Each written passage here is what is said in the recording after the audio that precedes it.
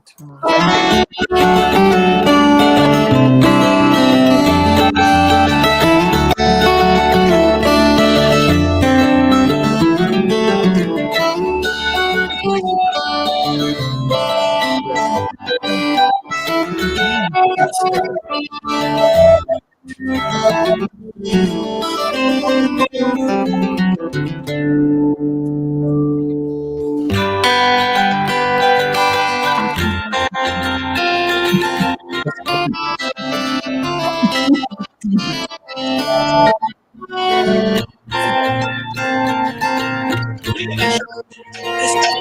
do you think? I don't know.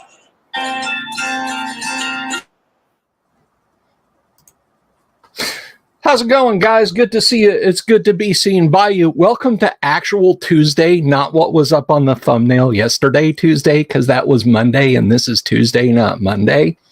Anyway, how is everyone? I hope you're doing exceptionally well. Who am I to wish you to be exceptionally well? Why, I'm none other than Bill Sylvie, a.k.a. the Dungeon Delver, coming at you on a Tuesday evening. Now, for those of you who aren't regulars, for those of you who just signed up, and by the way, the channel's at 4,574 subscriptions, 75. I haven't checked today. I've been doing other things.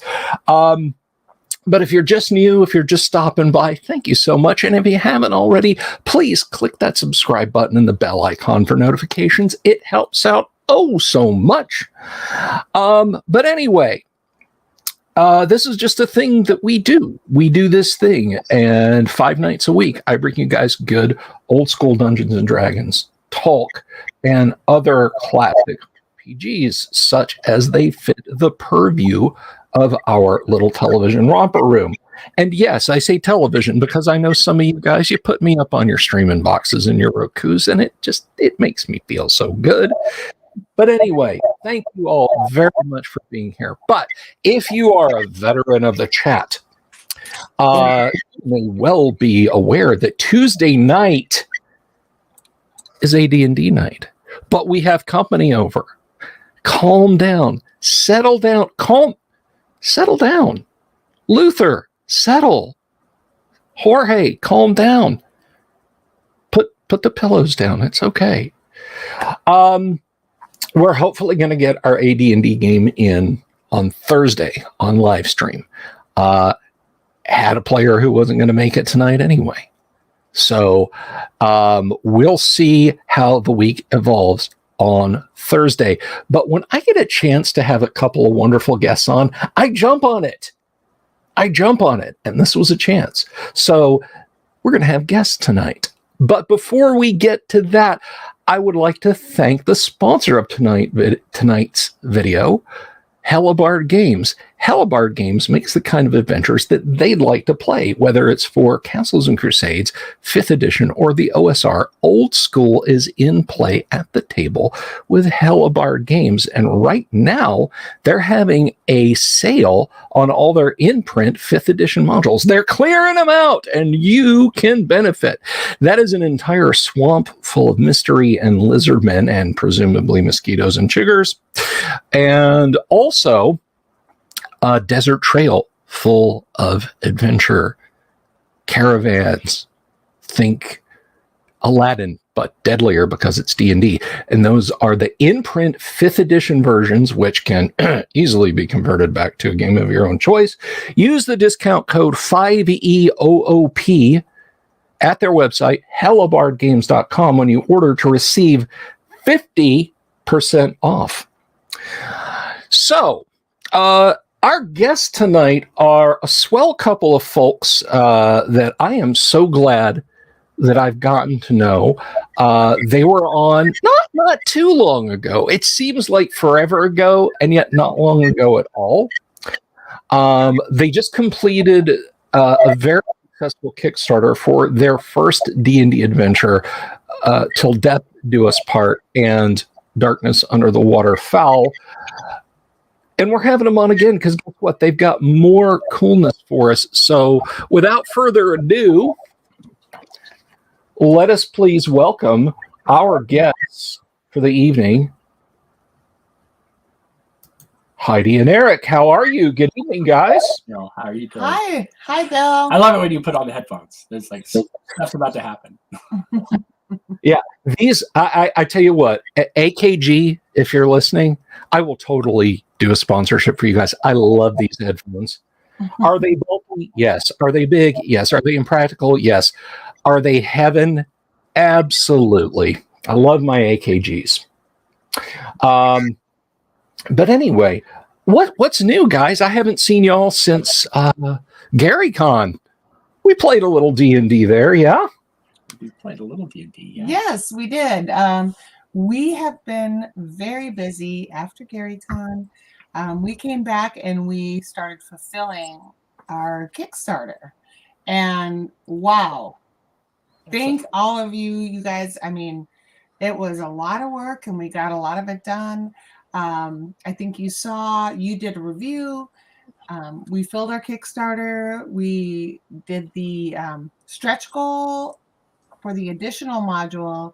Printed it, sent it out, and we've been having so much fun. We went ahead and we are on the next module and we are ready to go live with our Kickstarter 1 week from today. Great. That's awesome. So it's not officially in yet, but it goes live a week from today, yeah? Yes. After we get off of this live stream, we will put it up and show it as coming soon. It's all set up. We've got our video, we've got our images, we have our art commissioned. Great art. Great art. We are doing art by Chet Minton and again, James V. West, Mike Wilson. We're very excited about what we've got going on. Yeah. Well, I have those of you who are patient and close observers of the thumbnails, you've gotten a little tiny taste of some of that awesome, but really, you'll want to see the full bug, guys. It is just the tiny bit I've seen is amazing. Chet is a fantastic artist, and coupled with the stuff you guys are bringing, I'm sure it's going to be amazing. So, GaryCon, we had a lot of fun. We played Till Death Do Us Part. I bopped around and saw you guys. Did you guys get into any games while you were at the con proper, or? We ran games. We ran games. We were scheduled to play in the live Andy's. Yes, with the Andy Silberg. Not Silberg. Crap. Oh my gosh. I'm sorry. Why did you ask that question? Yeah, we were gonna play in the live dungeon. The live dungeon. And then like something happened. Well, and we ended up giving it to my son and his family and stuff, and they all went and played. So we mainly just ran games. And GaryCon was insane for us. Like, we were in Hawaii on our honeymoon, and we arrived back in Lake Geneva the Monday before GaryCon. And like so everything was flying. And then our reception was in a private suite on Friday night, and so we had to do everything for that. So it was just nonstop. It was fun. But no, we couldn't. There was no time to play games, and but next GaryCon we are going to play games and run even more games. Yeah, because there's no way in hell I'm getting married again. That's not. It's not. I mean, did I just say that out loud?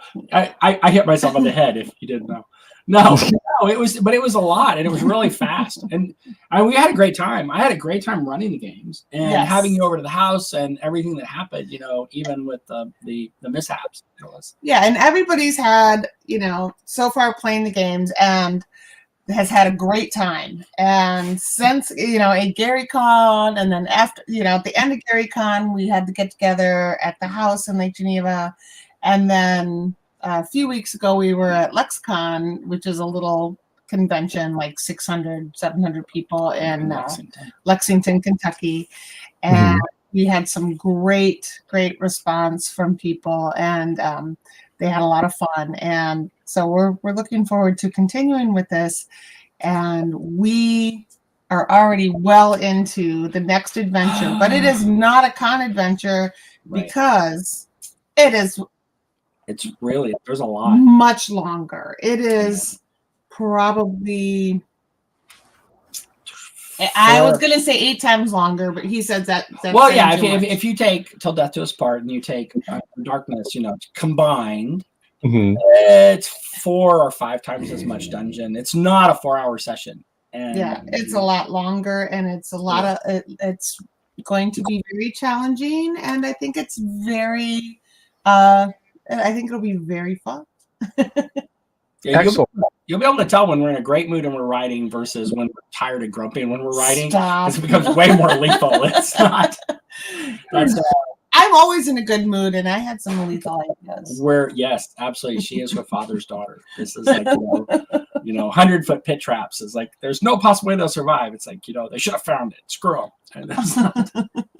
We're probably going to do this. Oh, but if they do that, this terrible thing's going to happen.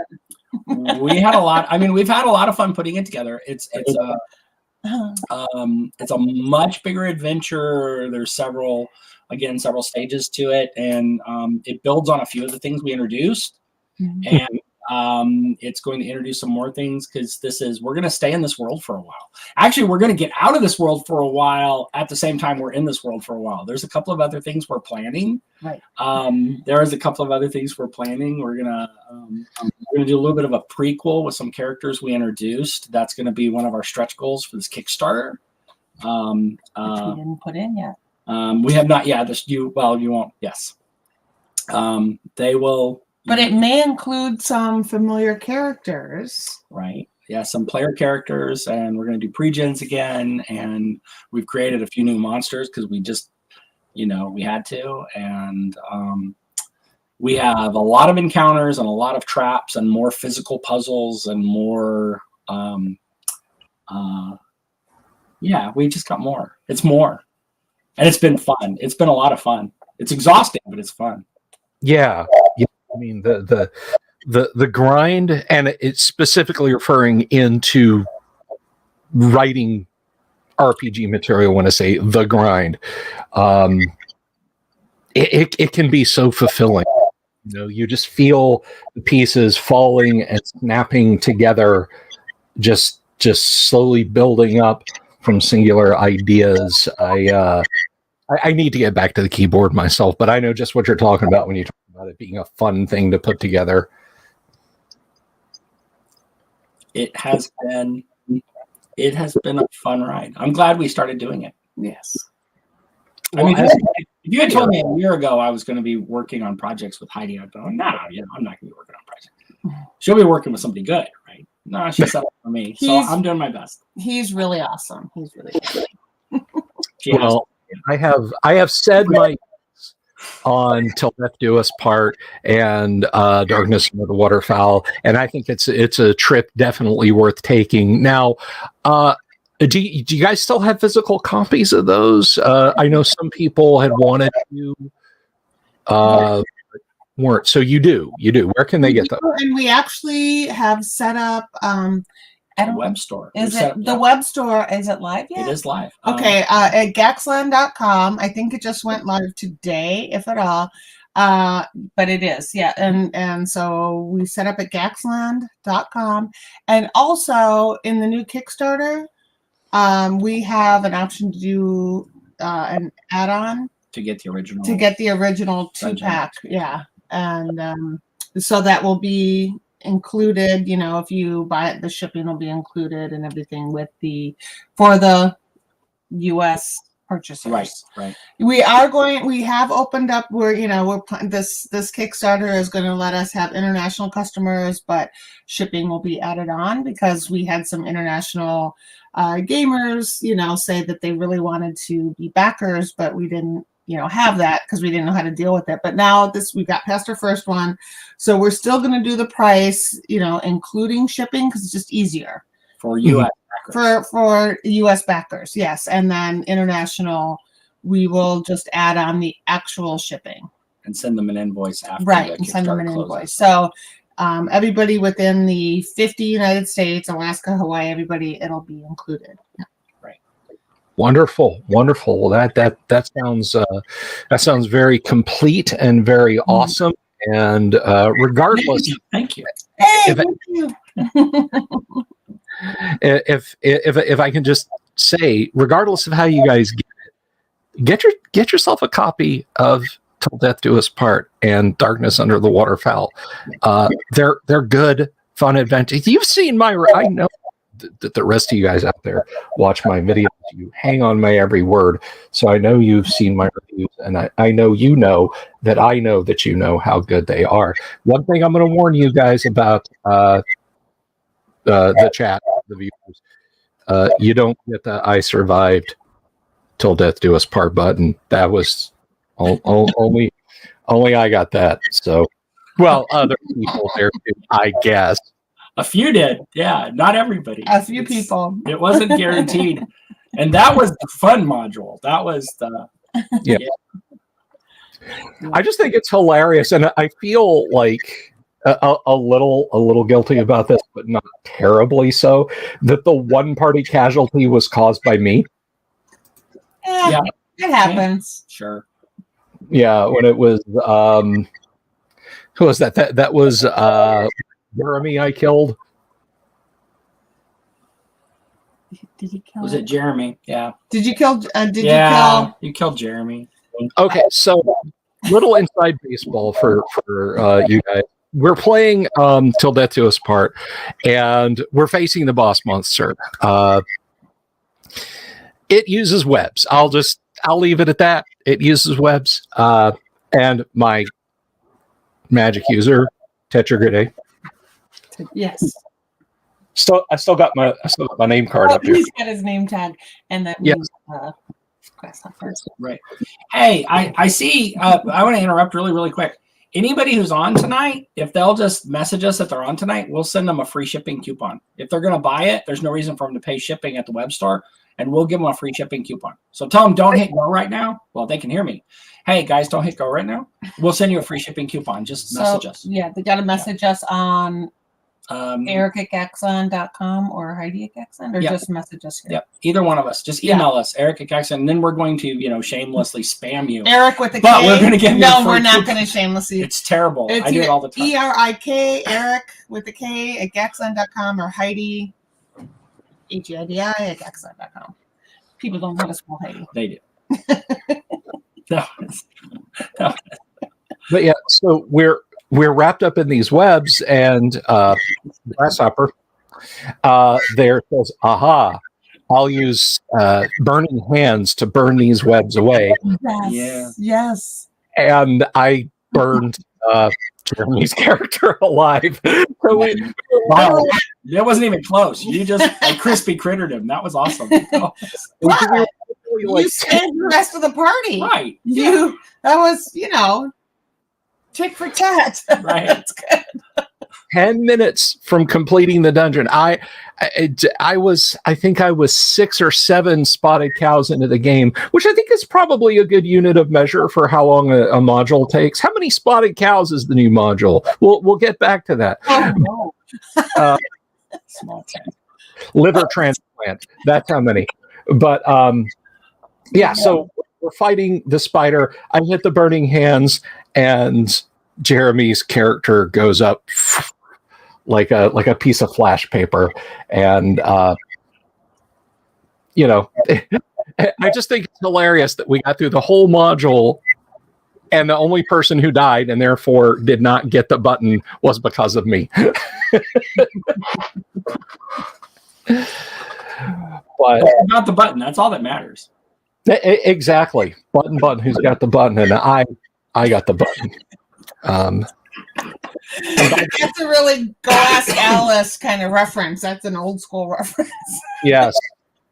I That was the speech that I did in high school, my early sophomore year of high school, for Doug Niles on that book, Go Ask Alice. That he was really impressed with. And then Doug Niles, I don't know if you know who Doug Niles is, right? Yeah, He was my speech teacher in high school before. Anyway, that was you mentioned that in the Go Ask Alice. He told me at this last TSR reunion that he was very impressed with that presentation that I did. excellent. Let's go on. Yes. I think Eric probably gave me that character name because he thinks I'm ugly like an insect, but we can discuss that later. You guys, Tetragidae, grasshoppers are not ugly. No. And you picked the character sheet. I know. It's an old SNL reference. They had David Carradine on SNL back in the 70s, and they're doing a spoof of Kung Fu. And so Carradine says to whoever they had playing Master Po, it's like, "Old man, why do you call me Grasshopper?" And whoever the SNL cast member was, he said, "Because you ugly like insect." No. Against the reptile gods, when you put yes. Yes. Best module of them all. Yes. That's Erik's favorite module ever.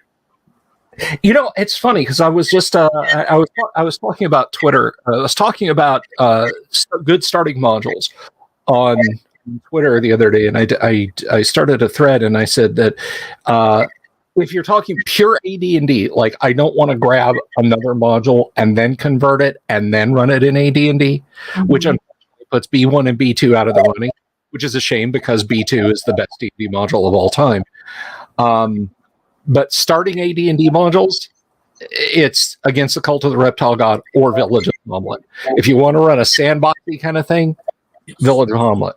If you want to get the characters right into the flow of adventure, it's going to be against the Cult of the Reptile God. They're both great starting modules. So there are a few questions, and I guess I'll go ahead and we can field these before we get to inside baseball on the next Kickstarter, which we will. But some folks have some questions here. Question for the guest. I don't even understand this one, but I'm going to put it up here anyway. Question for the guest. What do we have to do to get Bill and family invited to dinner again? Give us the Kickstarter link. Take my money. There is a backer tier to come and play with us next year at during GaryCon on Friday afternoon, and there will be unlimited spotted cow. So there is a tier to come and play with us again. And yeah, and you could even invite your wife this time. I don't know why you left her behind last time. Yeah, and she'll be. And if the weather's good, we'll let you drive. We'll let you drive. At no charge. Yes. If the weather's good, we'll let you drive the car. That's so, very deep. That's the guy who slipped on the ice. Yeah. Speaking of which, that brings us to our next question from Connect. Is Erik all healed up now? So my scalp and the injury. So you could actually see my skull. The ice sliced me open, and I didn't realize how bad it was. And actually, I kind of knew. I got up and I was like, oh boy, I hope nobody saw me. Because that's the first thing a guy thinks about, right? Jeez, that was embarrassing. I fell on my butt, and then I was like, why am I sweating? And I was like, oh wow, that's blood. And then I was like, oh, this is blood. And but it turned out there's nothing up here of vital importance. So that was not a critical injury. And his butt was purple, but that was not a critical injury. It was a small butt, so it was small purple. But the rib is healing slowly. It is healing, but I went and saw another doctor. We did some X-rays, and there's a condition called atelectasis where the lung feels a foreign object pressing on it, and so it deflates. And so every once in a while, I feel like I'm drowning. The rib moves and it presses against the lung, and I don't necessarily feel it. So yes, he's doing fine. Yeah, yes, fine. But I am healing, and the girls have taken good care of me, and Heidi takes good care of me, and yeah, I'll be all right. It's good. And as far as the dinner invite, guys, that's and not to Heidi and Eric. I don't really think I'm going to be able to swing getting up to Gary Con next year, but thank you in advance for Catfish asking that. Let's see, Carl Black, Mr. Black. First Kickstarter was great. You two knocked it out of the park on your first attempt. Thank you for a wonderful product. Okay, we have to say here, Carl actually gets credit in the Kickstarter. He was one of our original play testers. He's awesome. And he was one of our readers, and he's been excellent. And yes, and he was a backer too. Excellent. Yeah. Carl, thank you very much. We had fun working on it. We had fun playing absolutely. it. And something is fun. Every time we've played it, it's been different. Every group, they come up with different solutions. You know, sometimes we have children and they're like, you know, feed the monster, you know, give them part of our sandwich. And then we have adults that are like, feed the monster. No, they don't do that. No, the kids were very creative, and the kids had some of the best solutions. They also had some of the wonkiest, but you know. Oh, we got there's one trap. There's one trap, and in the description there's sort of a solution to the trap, and the kids are like, can't we just follow the footprint? And it was like, and you know, and they're role playing it. They're like, hey, we're just gonna walk in the footprints, and I was like, wow, shit. Well, you know? they beat, you know, kind of thing by just we're like, oh well, okay. The gamer is a classic overthinker. The children are practical about it. Okay, I've got to just real quick. You guys have got like a straw or a thread or a feather right in front of the camera that keeps waving back and forth. You have something? Oh, there's something. What is that? It's a cat hair. Hang on. Okay, thank you. You're welcome. We live in. Sorry, we have 4 animals in the house. Yeah. Same. Let's see. I was getting ready for a show. One I don't remember when it was. It was this past summer, and I turned on Studio View, and I look up, and I literally saw a spider crawling across. That's awesome. On into my DSLR and was walking across the lens. So he met Mr. Compressed Air Can. Put him in orbit. I hate spiders. Okay. Next question. Fish Noodler says, when I'll put this up on the screen. When playing at Gary Con, did Bill get to interact with the NPC who contributed to the module, and how'd that go? No, I did not. No, he played the wedding version of the module, right? Which, you know, because we had not yet written the other version. So there's 2 different versions of the module. There's 2 different versions to his part. There's one that were 80 copies printed, and thanks to the people who work at TSA at the airport, 2 or 3 copies were destroyed, you know, because they decided to go through a bag. And anyway, it's down to like 72 or 73 copies. And so there's a wedding copy that's shorter, and it says special wedding preview, and it doesn't have the ISBN number. And then there's the actual copy that went out for Kickstarter. So no, he didn't get to play. However, his NPC that he created is one of the characters that will pay in one of the stretch goals. We're gonna do. So basically, it's, you know, make Heidi and Erik work again.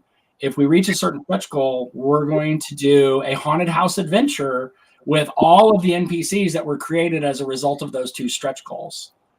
And you'll have an opportunity when this comes out to go into an old-fashioned haunted house and get Bill's character killed. So I encourage you, you know, back this, because it's Gray Bill and his dog. What's the dog's name? Zed. Grable and Zed. Zed cannot be killed. Zed might survive, but Grable, Grable ain't gonna make it. Zed will be fine. Zed is a good boy. Yes, he's that way. We had to build all these characters, and then we were sitting there thinking, wow, you know what we should do? We should create like a module. But we also, if you haven't read it, but all the other characters all died this horrible demise. We had fun killing them off. So we had to do a prequel. And so, you know, it'll be a prequel where you can just go all out, because you know it's going to happen in a couple of days, right? So, right. There's one more question, but I had to ask this. It's someone from the chat. Luther says, "Why is Bill Murray calling himself Eric?" Yeah. Okay. I've never heard that before. actually, who is it? The author. Oh crap! I can't think of his name. He messaged me one day, and he's like, "Why does Facebook keep tagging me as you?" And I was like, "He keeps tagging. Facebook keeps tagging me." I'll remember in just a minute. This is the way my mind works. But there's I am not actually Bill Murray. I'm funnier and more handsome. Well, I will agree to that. I will. Oh wow! You've been paying him on the side. I kept him in beer. So for those of you who the constant beer reference, I mean, I'm talking to a couple of Wisconsinites. I don't know why that would come up.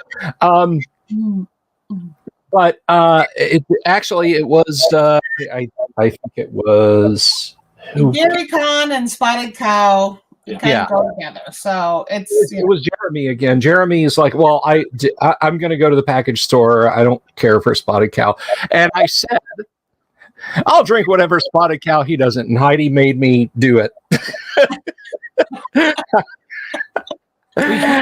Drink. It's not. Yeah, well, I was just trying to be a good hostess. It's uncivil. She was the for my fellow Southerners. I don't know if this is a thing up north, but when you go to a good barbecue restaurant and you get about that much sweet iced tea in the bottom of the cup, you turn around and the waitress is dumping another pitcher in before you get a chance. I'd get down to like that much at the bottom of a Spotted Cow and be like, oh, thank God. And then Heidi would set another full one with a cap off in front of me. Well, I'd have to drink that one. And it just... You had to, right? Of course I had to. I couldn't be unhospitable. That's right. Exactly. Where would my manners be if I turned my nose up? So here's a feed you as well. So I'm just going to go up here. I don't think I acted like a butthead after the 6th or 7th. If I did, I suppose you guys wouldn't be talking to me. But Eriks says, how long does it take to write a module, and what would you each feel is the hardest challenge in writing together? Oh, you go first. Well, we come up with the ideas for the modules. Like, I woke up this is sad. I woke up in the night and I'm like talking about game ideas that I'm dreaming about. But it takes us a couple months, I would say, to write a module. And the hardest challenge in writing together for me is when we want to change each other's work. Oh, yeah. I do a lot of editing, but when I write stuff and then he's like, this is how it was, and we go back and I'm like, and then there's editor and change, and so there's a little bit of back and forth and making sure you don't step on each other's toes. We had to learn to communicate. Yeah. Because she's a Yankee. Well, I'm a Yankee and I'm not delicate about it. I'm like, I'm not. I'm from the north and I'm here to help you. And we had to get past the whole, I had to forgive the whole war of northern aggression thing. It was seriously. Erik goes straight for the demonetization juggler. No, yeah, there was some communication. But so the night she was talking about it, she woke up and I don't know, I think she went to the restroom, whatever. She comes back and she says, I have an idea for a game. And she starts talking about it, and I'm immediately awake, and we spent the next hour talking about it. Yeah, and this was like game, 3 a.m, which you guys are going to find out about in like 6 to 8 minutes. This is a completely different game and we're awake. I mean, it's just like we're awake. It's so fun because sometimes we have an idea and we start talking about it, and she's like, oh, I was thinking about the same thing. In fact, it happened today. I was at work, and I suddenly realized something. We needed to do something, and I came home, and she was working on it. Yeah. And it was and I hadn't even messaged him or anything. So that was good. No, the other funny thing though is I had a dream for something that was going to happen in the Tomb of the Dundle Chief, and I woke up, I said, oh no, we can't do that because they'd all die. And then she wrote it in. No, I didn't. Oh yes. Oh that yeah, was so I didn't awesome. Transport. Yeah. Yeah, that was funny. No.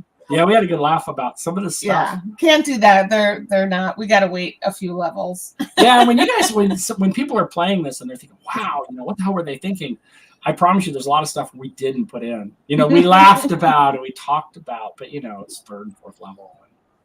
Yeah, I guess when we are thinking about it so much, it's on our minds, and we're dreaming about maps. And, oh my God, yeah, I'm in Photoshop trying to make something in a map fit. He's gotten to be quite a good cartographer. I am not. Excellent. Yeah. I learned from the best. The isometric, a lot of the isometric maps, that's Erik doing his work. Yeah. So. Well, that's awful. That is absolutely awesome. I thought he said you said awful first. I was like, I've only had one cider. I'm not that. Well, that's absolutely awful. Right. That's truly awesome. But anyway, so did I ever tell you guys this is funny, and I know the audience has probably heard this before, but I don't know if I've told you guys this. When I was working for your dad on the Yigsburg stuff, talking about crazy ideas, when I first got my assignment, that was that was on cloud 9. That's like being a kid and told you can go out and do warm-up pitches with Mickey Mantle, right? That was, hey, you got go out and throw the pigskin around with Joe Namath. It was huge for me. And so I sat down and I started working on my project, and it was the zaniest, most inspired by Tomb of Horrors, the Singe's Castle from the video game Dragon's Lair, and my own weird imaginations piece of real estate I had ever written. And I worked on it feverishly for 2 weeks, and I was so proud of it. And your dad sends out this. Now, I hadn't sent him updates on what I was doing. I had told nobody because I just wanted this cool thing. And your dad sends out something to the Yigsburg development mailing list. Again, he has no idea, right? I haven't hinted at all, but saying, now I've been getting word that some people are not exactly precisely following my design directions on these modules I've been giving you guys. So make sure that you're not going astray. I want just exactly what and I was like, oh no. So I wasn't anywhere near the completion deadline, but I had this totally gonzo dungeon thought up in dreams and so forth, like you guys are talking about, and I just had to scrap the entire thing and start over with properly following the design document for Yigsburg. It was just as fulfilling to stay between the lines, but it was just kind of a funny moment of, whoops, well, just ignore this. I'll just, toss that over my shoulder there. But it was, it was oops kind of moment for me there. So more questions though. Let's see. Crap Phone says, they'll all die. You say that like it's a bad thing. I think referring to the potential casualty count. Yeah, well, we're in camera. Right? The slow building laughter is really what made the reaction to that, I should say. You want me to put it in? I don't think we're doing. We haven't done anything that can't be overcome by just taking a moment and thinking about it, or thinking it through, or communicating. It'll take some work. Yeah, a couple of tries. Let's see. Bob G says, I love the module in my new dice. Great product, Heidi and Erik. Thank you. Yeah, that's my dice too. The dice are awesome. You guys who are like hearing us talking about the dice, I want cool stuff. Get in early on the Kickstarter. Kickstarter. Yeah, we're running out of the dice. By the way, we're running out of the D6s. Quickly. Yeah, the D6s we're pretty much done. So somebody asked, who is this? I wish I could see better. Is that 32? Yeah. No, Connect One. Connect One. Connect One, yes. Connect One. Oh yeah, saying like, so with all the creating and play testing that we're doing, do we play other games? Separately. Yeah, most of the other games we play are like card games and board games and dice games with the kids, right. Honestly. But we've been playing, we've been playing at cons, we've been playing, play testing and stuff. So, right. But yeah, then the kids, we have to, we want to do family time and yeah. And we're still newlyweds, so I'm still I'm jealously trying to monopolize her time. It's, of course, we're not out of that phase yet. May you never get out of that phase. Let's see. So there's two questions here from separate people. One's Catfish Noodler, the other's your, by which I don't know if they mean my professional idiot, but that's their username. So I'll ask these together and stick them up on the screen if anyone wants. But Catfish Noodler. Well, we'll start with YPI, and this one is Heidi. How does it feel to be the daughter of the D&D creator? Oh my gosh, it's something I grew up with. So yes, I feel very proud of the family legacy. I don't know what it's like to be anything different though. But yes, as time goes on, I realize how much more special it is, to be honest with you. And the moments I treasure the most, though, it's not about the fact that he was the D&D creator, although I very much appreciate that and I see what he's added to a lot of people's lives, but it was like his storytelling, the way he interacted with us, just our interactions with him were, are my favorite memories. Yeah. That's wonderful. And that dovetails nicely into this question from Catfish Noodler, which is, what do you think about the proposed park table chair with your dad monument? I don't have a lot of faith in that project. I'm sorry to say. I hope it happens because I know a lot of people have given generously and purchased products to fund that. I hope it happens, and hopefully it will come through. It'll come through, and that's all I can say. And I really hope the town of Lake Geneva, there's been a lot of push for Lake Geneva, Wisconsin to recognize that it's the home of Dungeons and Dragons, and we're my dad did grow up part of the time in Chicago, but my family, his mother and his mother and his grandfather built homes there, and that's where his mother was born in that home, and he grew up there and in Chicago. And I really hope that it is recognized as the home of Dungeons and Dragons. So I would love to see it all happen. And it's just that my siblings and I don't have any control over that project. It's so I really can't speak to it. I understand. And I think I understand the in-joke on this one, but this is I Need Coffee. He says, I think the biggest question on everyone's mind is, will the next module include a gazebo or a warehouse? We signed NDAs. We can't tell you. Okay. You could tell us, but you'd have to kill our characters. But anyway. But so you guys shared a little video clip with me today that I think is this a good time? Should we roll the clip? Absolutely. You're the host. We are at your disposal. I am the host with something.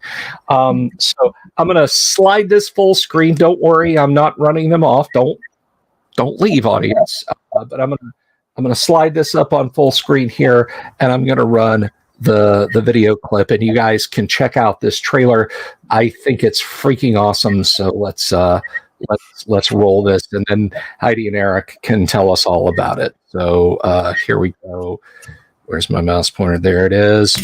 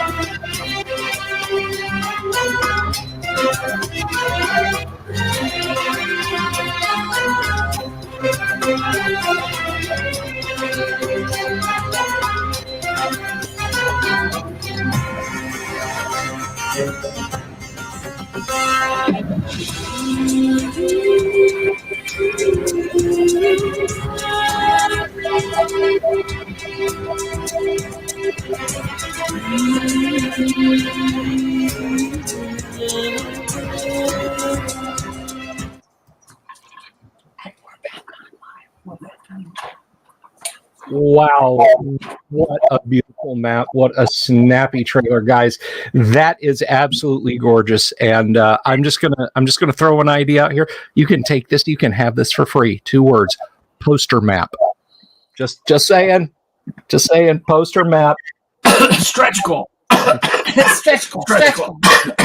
Stretch goal. But no, that was absolutely gorgeous. So we got to look at your whole campaign world.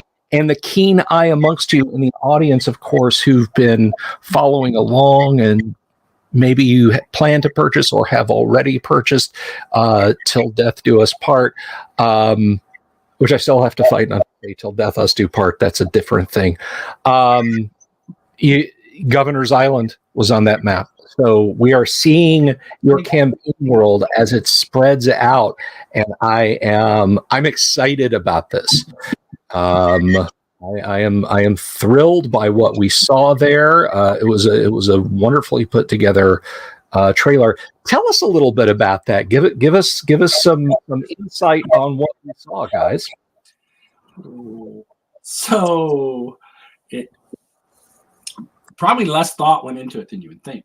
No, we've been working on the Overland Map. We've been working on the Overland Map for months. Yes. I mean, it's been, and so a very short time ago, it was in the morning, Heidi said, hey, I want to hire an artist to do an adventure, a graphic style map.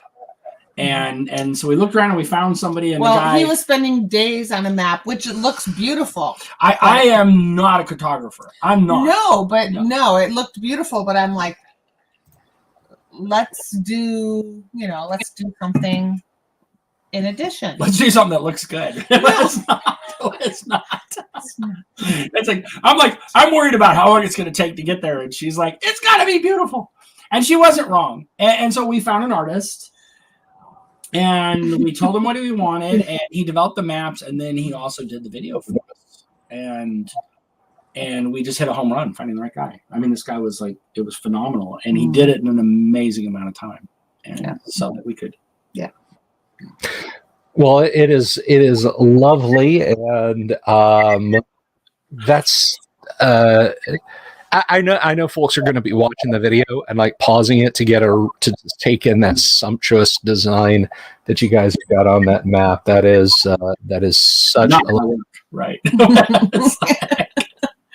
Yours is lovely. Yeah, yours is good too, honey. This is like, it's okay. It's yours is nice too. It's perfectly adequate.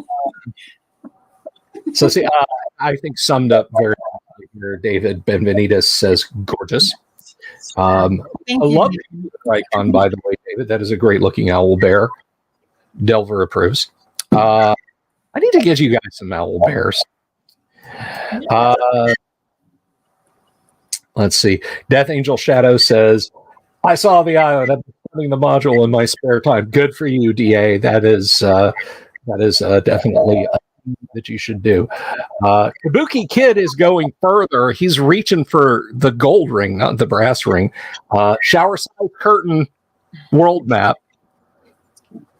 We're going to yes. So anyway, I don't know about a shower curtain, but yeah. Let's see. Star Law, I think, sums up all of our feelings. Very cool. I want to adventure there. Because of course you do, but it's a cool looking land. Let's see. Now, this is not related to the map, but it did come up, and I did. This is Connect asking again. Because I'm gonna gently put you guys on the spot here, because I think Connect's talking about. We talked about this today. The great round on the convention. Are you going to run any games at the time? You gave us the dates today, and I unfortunately made some medical appointments that will from. We're going to be traveling that week. Yeah, we're traveling that week, and I have some medical things that I would not be able to run games. Okay. I mean, I might, but nobody wants to see me. No procedures. But I have 3 different procedures and like a 3-day stretch over that period of time. So it's like, oh, but yeah, everything's okay. But it's just because we're going to be back in Wisconsin and. Sure. No, I get you.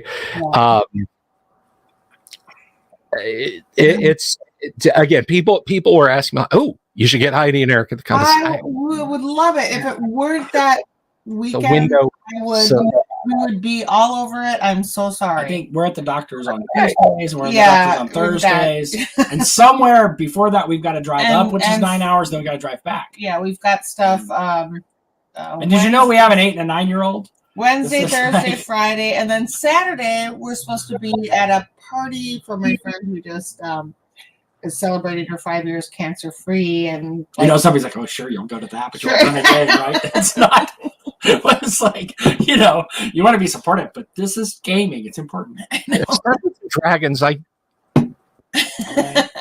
Oh no! I completely understand. Like a family member friend. It's like a very close. Yeah. Of course. But isn't that the way of it? So when I was a kid, and I was like, man, when I'm grown up, I'm gonna have all this time, and I'm gonna play, from Friday night to Sunday night. Nobody's gonna stop me. And now it's like, oh my God, I'm just tired. And I got to take out the trash and take out the dog and go back to work. And do dishes, and laundry, and being a grown-up sucks. Except I actually just saw a Facebook post from a couple of years ago. It was a few days ago. I noticed it was like I ate Star Trek cereal for like 7 or 8 days straight, and I was so happy to be a grown-up. But the truth is, we got to do what we got to do. Yeah, I didn't live with you at that point in time. It was good cereal. Yeah, you're better. What? My food is way better. And it was when the movie came out. Your food is way better. Yes, dear. Yes, dear. Yes, it's way better. She is a fantastic cook. That is one of the things we're working on. Is I'm going to edit and we're going to help, and we're doing as a Gaxland, Gygax Girls Cookbook, so. Yeah. With stories about where a lot of these recipes come from and how they work into like the memories, childhood. Some of them will be like, but most of them are like from when I'm growing up and. Dad's favorite pie. Oh, Slycanthrope. Erik jokes about priorities, but in third grade he taught me which anniversaries were the most important. You're grounded. Oh, that's his son. You're grounded. Hey, Jason. You're grounded. Slycanthrope, super chat me. I'll get you out of it, bud. Okay. Just but yes, I'm working on a cookbook, but it's a lot of work. I'm telling you. No, I can definitely believe it. And as a guy who likes to putter around the kitchen when I have time, that's something I look forward to. I consider me a buy on that one. I'm not just blowing sunshine. I will definitely want to see that. Kabuki, well, here's a question right off the bat. So you better get writing this. Fantasy themed recipes or just recipes from the old homestead? I think there'll be some of both. We're talking about is there a way we want to make it anyway? Incorporate a game. But a lot of it, I just have stories about like things that we made when guests were coming over. Like when the first time we talked about a D&D movie and there were people from California coming over to eat, and what did we prepare, there were some funny stories because we were, Wisconsin folk, and we didn't really realize that making like shrimp de Dijon wouldn't be the best for for our company at that point in time for various reasons. But some people don't eat seafood. And bacon. It's so funny, right? It was a funny cheese on that. Yeah. So anyway, no, there's but different stories, like things that that were family favorites, things my dad liked that were his favorites, things, different reasons. But we've thought about incorporating, putting them together like dishes that would be good for, gaming menu, right. Or should we put it together like, roll to choose things, or should we just put it, there's a lot of discussion going on. It's still in development, lots to do, but the truth is I do a lot of cooking, and I throw a lot of things together that everybody seems to love and always asks me for recipes, and so I've started I had no idea. She's an amazing cook. She's a chef. I had no clue. I sent my son to chef school, but he didn't do it. It rubbed off on her. But no, I had no clue. You didn't clue in that a gal from Wisconsin would be a good cook? Well, take a look at me. I like food. No, that's not what I was. That's not what I was concentrating on, Bill. It was not. There's a lot of details to take in, Erik. There was a lot going on. I mean, we've been friends for years. 7 years, according to Facebook. And we talked about. We talked about food and family and cats and dogs and gaming But no, it was. I had no. And she talked about some of the recipes and some of the stuff, but I had no clue. That was not. It's everything. Everything is plated and everything is prepared, and it's not. It's amazing. And the girls want to be cooks too, and they're just they're a little spoiled. They want to help. They are very spoiled. They have no clue, and they place orders. It's like I'm already off the menu. It's like oh my gosh. Today we had I like the wild caught Alaskan salmon with the rice with the yes. So I am an exceptionally lucky person. I had one the other day. I came out of the kitchen and my 15-year-old is making a cheeseburger and it's like 7:30 in the morning. I'm like, Rosemary, what are you doing? And she's like, I'm having lunch, Dad. I've been up for a while. I see. I see Kabuki Kid. I remember the one Dragonlance book had the few recipes in it. Leaves from the end of the. Oh. Yes, it leaves from the end of the last home. Yep, that's what it was. Right we here. have that. Yes.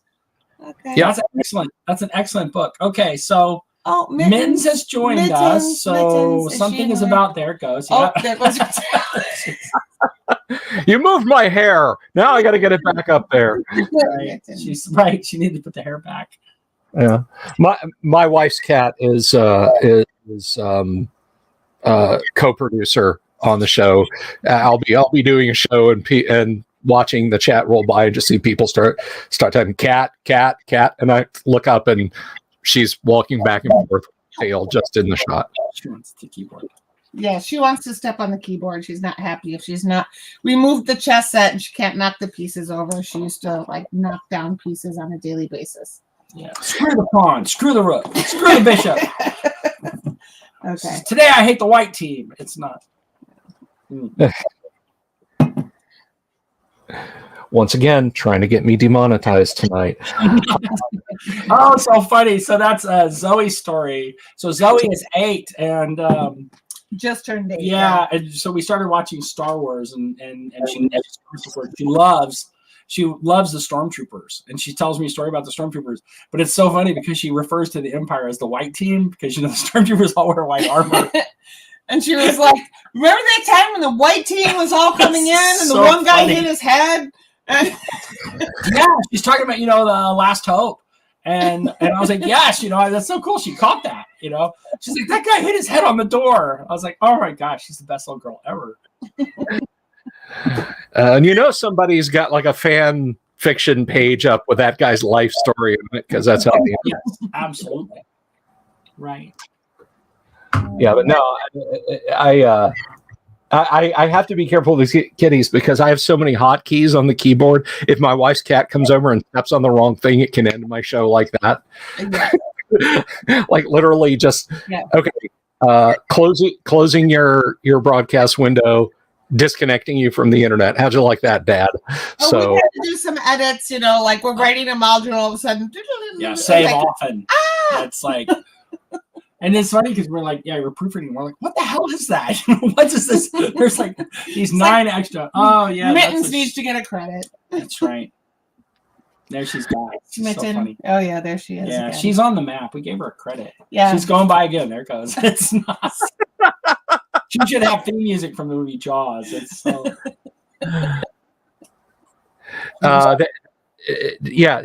Somebody was telling me they were. That when they wanted to come up with fantasy names, they just put the keyboard on the floor and let the cat walk back and forth across it. Throw a few apostrophes or hyphens, and you got your whole fantasy world named up. We've said shit mitten before, right? It's so funny. So Chet Mitten, he's in the chat. Chet, we got to talk about our artist for just a second. We got to talk about Chet. Chet had the funniest story. So Chet Mitten, and it's the funniest thing. So I guess he had somebody who liked his art, somebody who he had been talking to about his art. And then I guess he talked to him the first time. Yeah, and he realized that they were pronouncing his name Shit Mitten. It was so funny. I was like, "It's so nice to meet you, Shit Mitten." That's so funny. I was like, someday I'm going to hire that guy to do art for a project I'm working on. And so talking about the artist for just a second. So it was a student teacher. Chet says it was a student teacher. Oh, okay. I don't think they should let students be teachers. So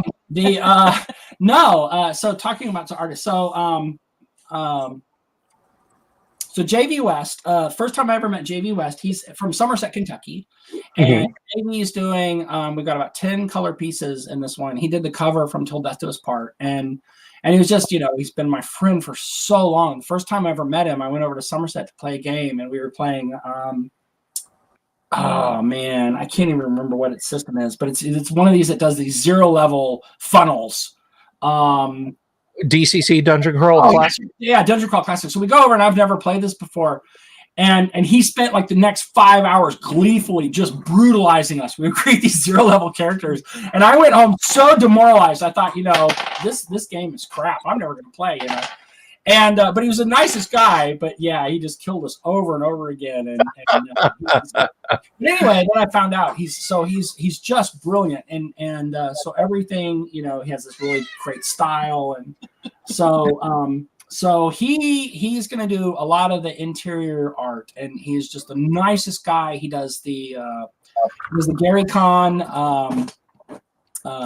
You're going to hear from her lawyer. He does the Gary Con DM shirts, just all these projects he works on. He's done a bunch of stuff for Goodman Games, and he's just, but at the same time, he's the nicest guy. I can't even explain. I went to Gary Con. The first Gary Con I went to, where I met Heidi the first time, was actually it was James who told me, "Oh, that's the Gygax girls. You should go up and say hello." James, thank you. And then we have Mike Wilson. Mike Wilson, he does lots of art for various modules, and I think some stuff for maybe Palladium, but Wizard Magazine.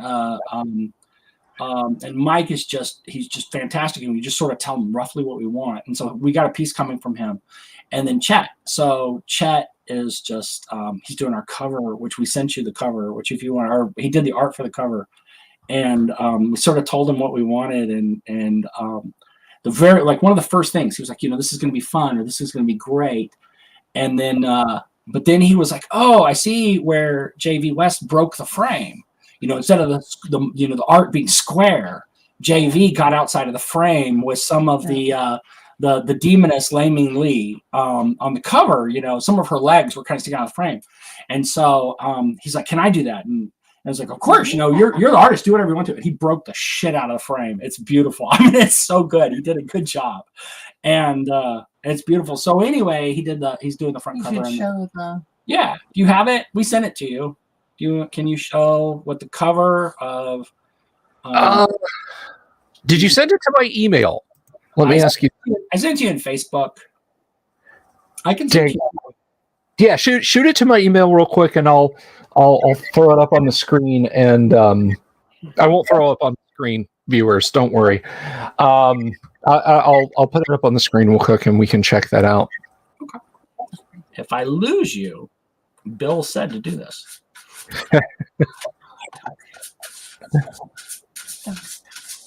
Is that Duncan? I'll take him out. All right. Oh, can you still see me? If I look constipated, it's because I can see you. I can still see you. Oh yeah, they can still see you. Oh yeah, they can. All right. They can still see you. Just looking. I'm just looking like, what the hell am I doing? You look like I look like all the time because I run things with my keyboard and mouse while I'm doing the show, so it's fine. Trust me, you're in good company. Justin says, "Hey, Delver, had a hell of a rough day. Hope you had a better one." Justin, I'm sorry. Drink one for me, buddy. I hope it gets better. Shout out to Justin. I hope He does. Where is his? Uh-oh. I'm scrolling back to your. There it is. I don't know. There are leashes. I got it. Control C. It's there on top of his pen. Oh, I got it. All right, let's see here. I So we have am a job opening situation. mail. Yeah. Duncan is 15. He's a Lhasa Apso, and he has passed his expiration date. And he's letting me know I need to take him out. So I'm going to leave you guys with Heidi, and I'm going to take him out. And let's see. So I've got mail to Bill, and then I'm going to attach. Well, I think your question is, Eric, is the ground outside not covered with ice? That's our big worry. That's wow. That's it is. Go after the low hanging fruit there. It's like I can see what you did. I'm just looking out for your for your well-being, my friend. Sure. Yeah. You are so not driving the car. Okay, you should have an email with the graphic. And I'm going to take dogs out and leave you here with Heidi. Okay. I need 30 seconds. Okay, I'm going to stay right here for just a second before Heidi comes back. Understandable. See, where They were scratching on the door for her. all right. We are real folk here. Okay, so wow, this is going to be beautiful. I'm gonna download this bad boy because nobody wants to see nobody wants to see the garbage I have in my. Oh, no, now everybody gets to see you look away from the screen. No, like I said, this is it, and this is, oh my god, this is some prime gorgeous Chet Minton art. Look at you guys are gonna love this. So present, share screen, share, and we'll pop that on the stream. Look at that, guys. Look at that. You can feel the warmth of those colors. That is absolutely amazing, and I am here for it. That is beautiful. Isn't that great? That is amazing, dude. We are we were so happy to do that. That was, yeah, he's got it up on the screen. Okay, I'm taking the dogs out. All right. You can entertain the guests. Okay. Let's go. Come on. Let's go. Keep going. Come on. Sorry.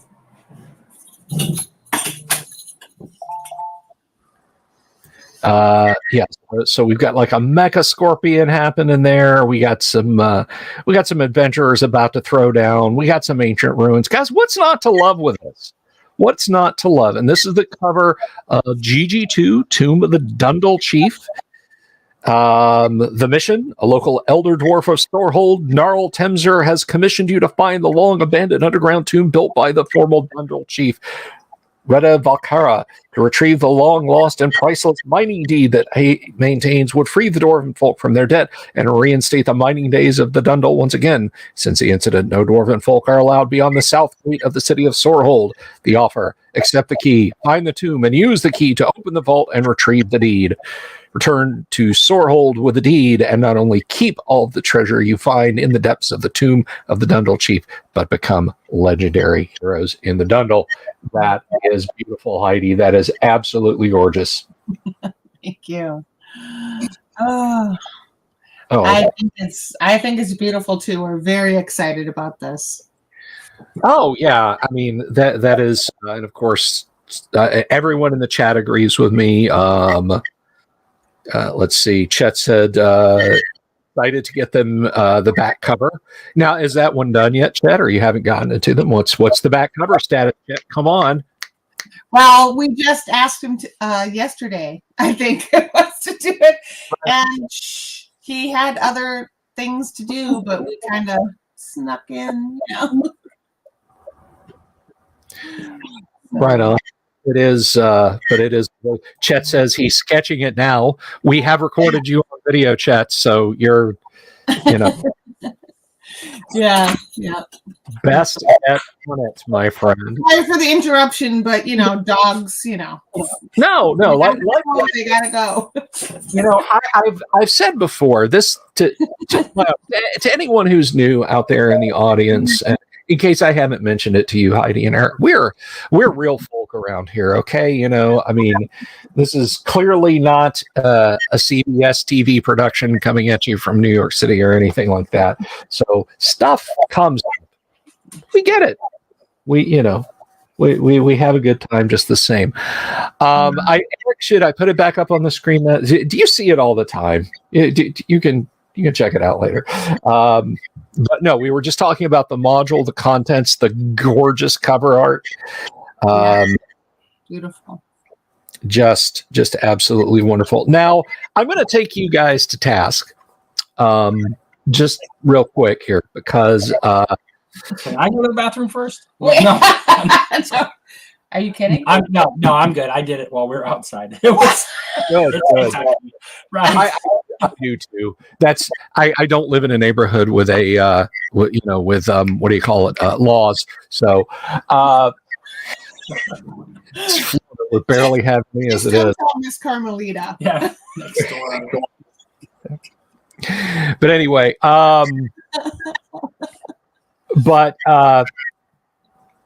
you guys have talked about first edition AD&D compatibility on these modules. Yes.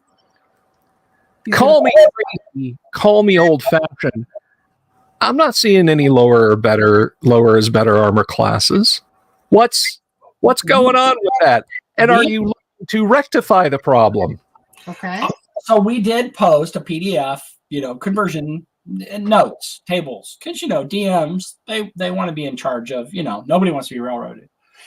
So on this one, we're going to try something a little bit differently. Okay. Different. So we're still going to do the conversion tables. We're going to do the conversion notes, but we're setting a stretch goal where we'll actually do a PDF conversion to 1E. So people can, if we reach the stretch goal, they can expect to see a full PDF of a book that's just simply AD&D compatible. AD&D 1E compatible. 1E, yes, 1E. And so we're going to have to bring in some special talent, though. So the idea is we're going to have if we can come to an agreement. There's this guy, somebody that we really, really would love to do this project. He's kind of scruffy. No, he's scruffy. Extremely talented and knowledgeable. Right. So what we want to do is we're gonna have a stretch goal where we actually do a full conversion, so somebody can download the PDF and it's just AD&D and it's not notes or conversion tables. And we want Bill Sylvie to do it. You might have heard of him, right? Mr. Delver. Yes, Mr. Delver, as he's known up north. Mr. Delver. Well, I hope that the stretch goal is hit, and I hope that I do the project justice in my conversion to AD&D, and that you will forgive me if every third magic item is a sphere of annihilation. I learned it from your dad, Heidi. Death Angel says, Bill who? Bill who, yes, I like that. But yeah, I hope that happens. I hope I get a crack at converting stuff over to AD&D. Not, mind you, gentle viewers and listeners, for those of you who are enjoying this in a podcast format, that it is not entirely workable for you to do it yourself. But here, you would just have a PDF you could download and just use right there. So I hope that happens, and I look forward to the chance to get a shot at. Yeah. Good evening, Miss Fellow Games. Welcome to the chat. Lux says, I'm Lord Delvington. Yeah, we changed the name to Delver when we came over on the Mayflower. No, I got stuck with Dungeon Delver because when I set up my website back in 1999 or 2000, right around then. Right. Sorry. I registered an email address. I had the free web space from my internet provider, all 3 megabytes of it. But was it MySpace? In 2000. No, it was through Time Warner Cable, so it was like Time Warner, right? Yeah. It's like cfl.rr.com/users/tilde/the dungeon delve. But I had to come up with an email name, and I'm like, the Dungeon Master. There you go, the Dungeon Master. Nope, that one's taken. The Master of Dungeons. Nope, that was it. And I just sat there, and finally I got the Dungeon Delver. Is the Dungeon Delver taken? No, fine. My email address, and that's been me 24 years. Oh my gosh. So now you know the whole story. I'm poking fun, but all these comments are going by. I know what all this stuff is. I did. You want me to go get it? You want me to get it? I'll be right back. All right, I'm leaving with Heidi. I'll be right back. I've been sent on an emergency rescue mission. But there's glasses. Yeah, I got it. So what's happening here, Heidi? What's We had talked about he had put champagne in the freezer, and then we forgot about it because we've been. Was there an earth-shattering kaboom? Yeah, we want to get it out before. I was like, is the champagne still in the freezer? You know, we're still newlyweds. There's a lot of champagne, and you know. Sure. And we're celebrating a lot of We're on the Dungeon Delver again. Yeah, so And we want to that's celebrate. reason to celebrate.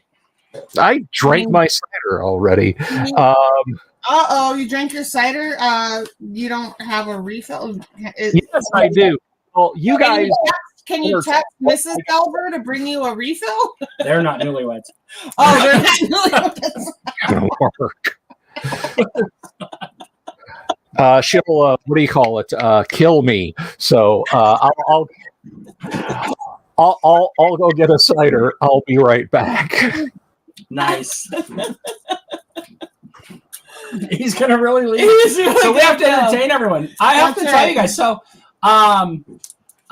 mimosas, absolutely. No, I was looking at all the comments. You guys are really funny. Yes. In a good way. You're really funny in a good way. They're really good comments. Are we waiting for him? No, we're not waiting. You got to entertain everybody. He should have. Yeah, he should have planned better.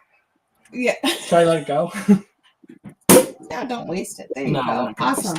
Okay. So, no, we're very excited to have everybody here joining us. Oh, yes, you do make us laugh. Yes, you amuse us. Dance, monkey. Dance. We're not. Right. So Heidi and Erik show. Oh, where's Zoe? Damn it. Oh my gosh. Zoe's amazing. Alexa, announcement. You're gonna summon them. Zoe, come downstairs right now. No, that has about a 40% chance of working.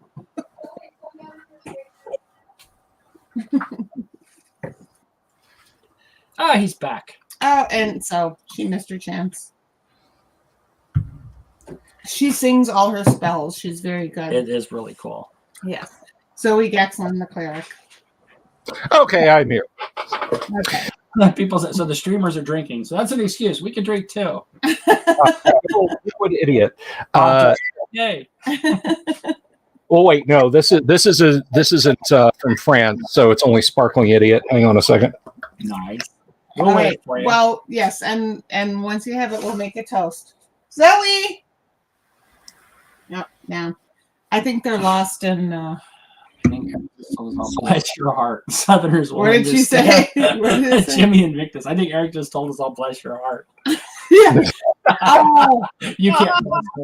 No, I cannot. I cannot say it. I cannot say it. But I know what it means, and I can't say why. It means I love you, dear. No, it does.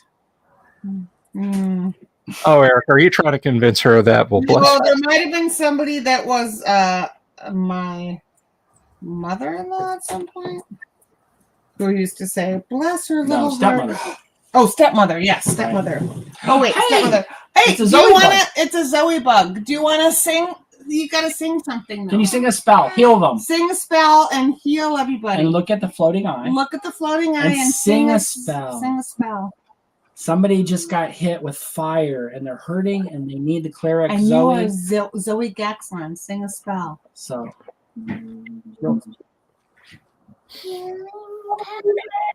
Lost with fire, all is drowned, but do not fear.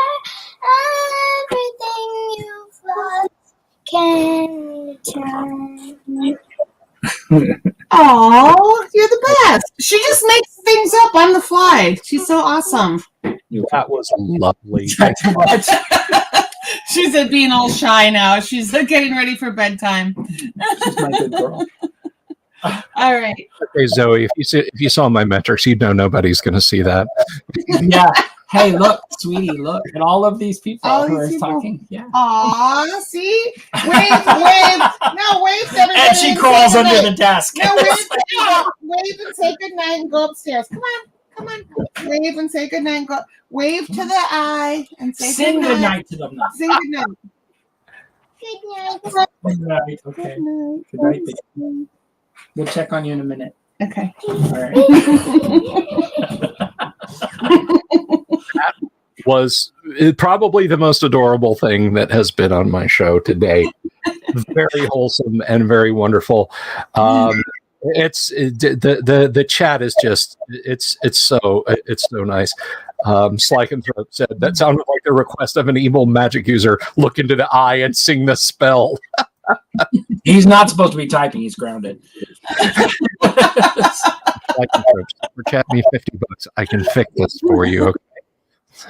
Yeah. Your Yes. audience is terrific. Yes. Nothing but praise poured out in the chat, and that is just wonderful. Kabuki said, asked, more adorable than the plastic crab. Yes, way more adorable than the plastic crab. The plastic crab is the lead grip on my show. Hypercam 2 says, hard to top that level of adorable. Slycanthrope's going back to his cave. But now you're back on screen, so Right. I'm back on screen, so you guys can go back to being in the chat, sardonic and so on and etc. I cast second level cynical. We're not. The adorable continues. Right. It does. So what are we toasting, guys? I went out and got another cider. Oh, Oh, well, let's toast.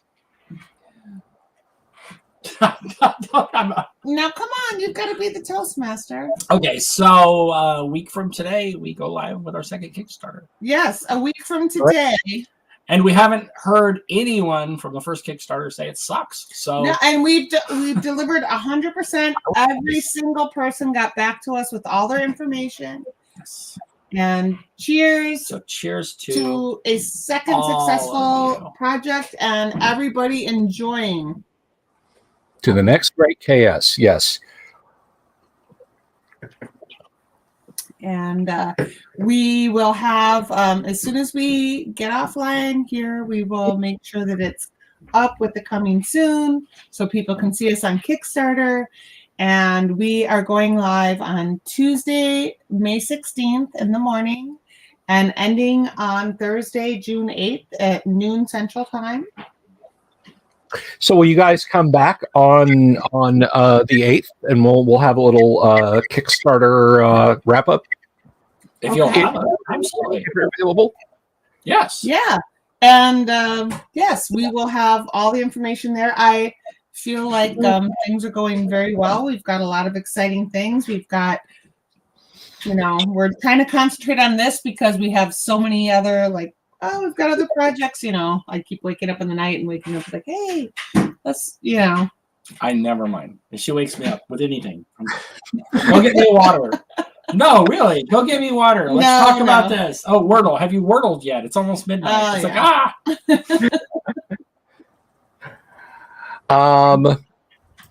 So a couple of questions popped up here. Let's see. Kabuki wants to know, do you have any cool D&D artifacts from back in the day? Maybe an old wood grain box set?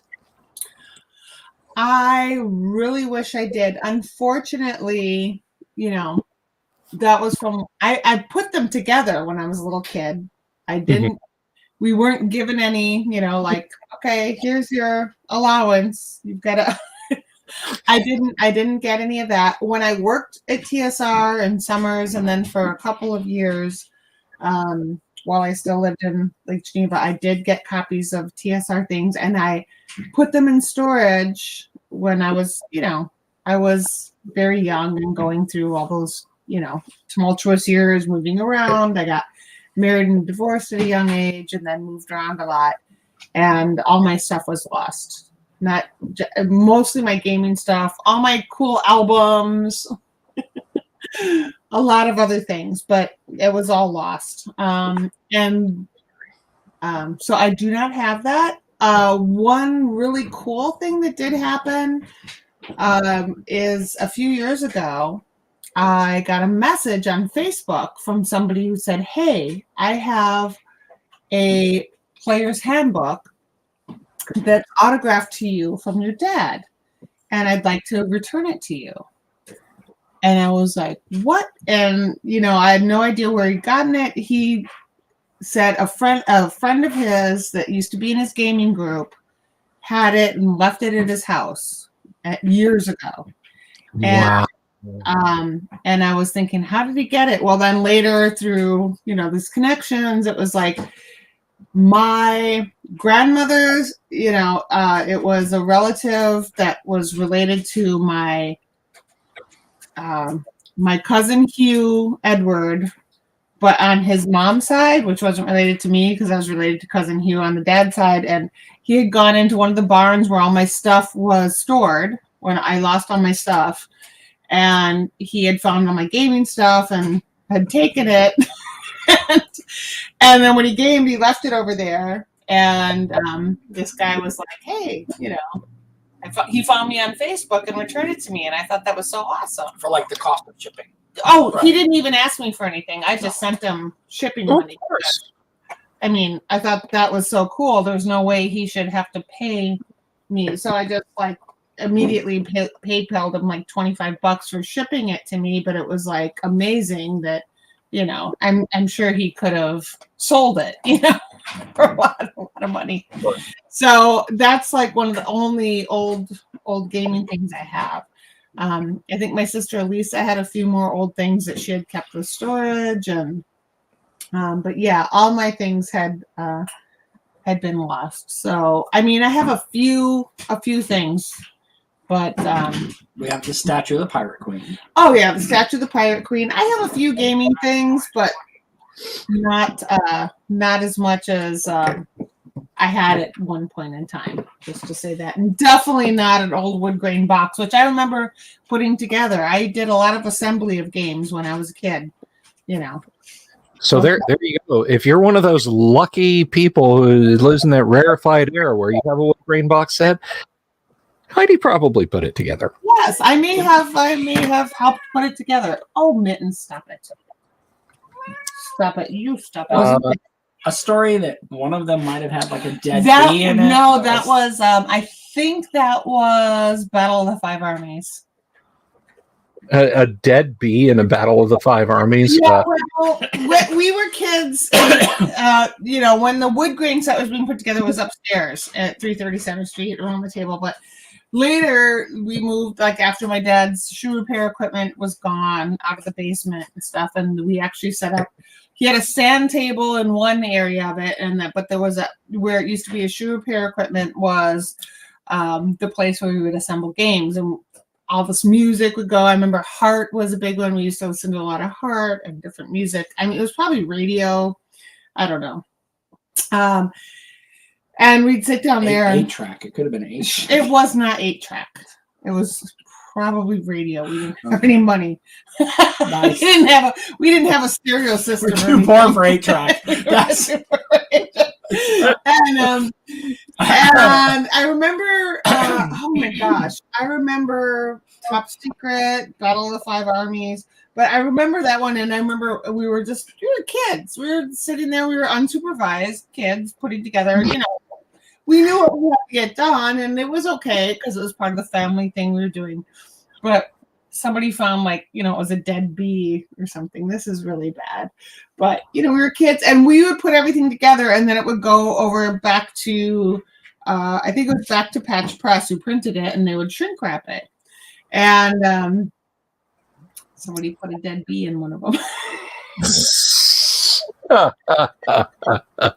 whoever got that, I mean, we were just kids, we're doing stupid stuff, but we didn't do anything bad. We really liked what we were doing. It's not like they killed the bee. No, we didn't kill the bee.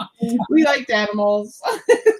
Miniature, okay? It's not like we were child labor. Like, well, how many hours do we have to go out and I have this very rare, unique, giant bee mini. We won't even go into how many, like when my mom made us go out and pick dandelion heads and clover heads so she could make wine. But, that's a whole other story. Let me tell you of the drywall that I have hung from age 11 till my mid-20s. Yeah. What did you do when you were a kid in the 80s on your Saturdays? Did you watch MTV? Did you play Atari 2600? I hung drywall. For the audience, not for you guys, obviously. But Ms. Bella Games is asking, is it a continuation of the first one or something new? This is, it's a continuation, but it is different. You can run the same characters through it, or you can run your own characters through it. But there are, supplied halfling characters.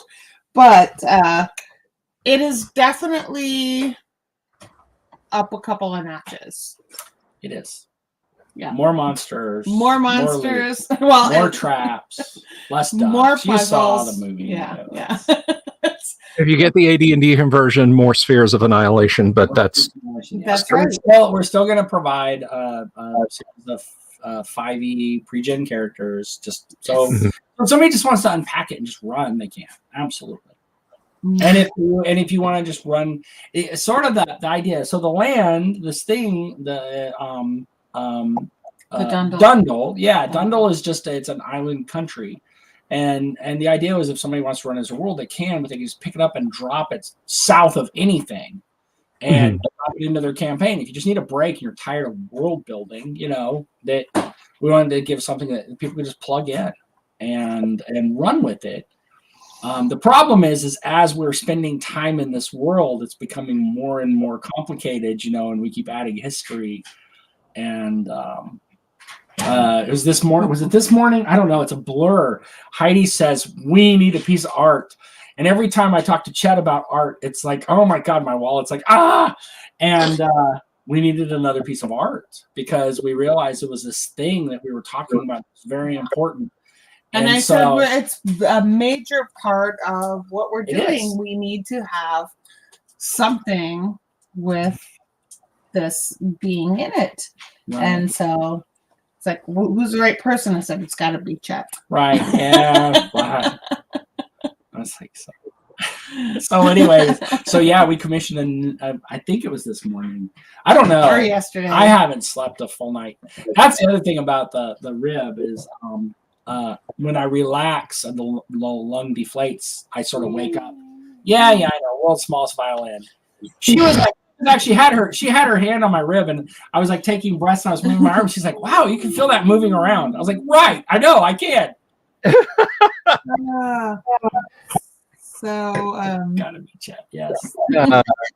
So Jeff McKay's been waiting patiently to get this question asked, and he looks like he means business in his user icon. So I better ask it. Yes. Any thoughts on selling the awesome D6s that we got with our one? Yes, we've been working on that. Unfortunately, the D6s are out of stock. They're not able to make any more of the custom D6s. Yes, they will. We will. We wanted to do sets and put 4 custom D6s in the set. Right.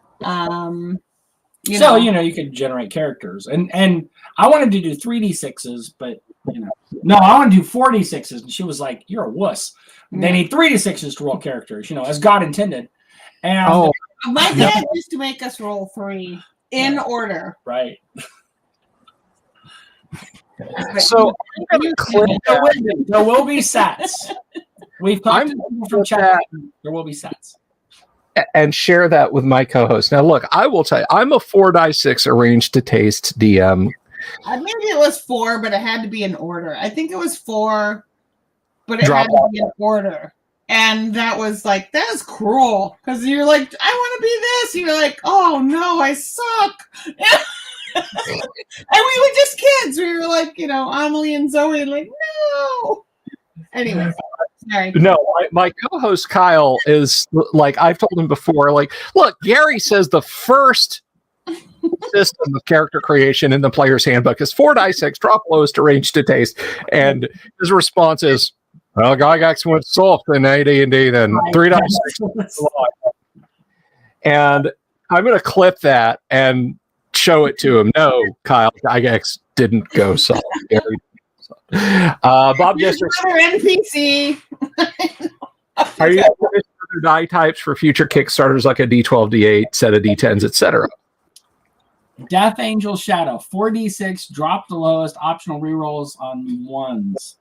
Yes, I've heard of that.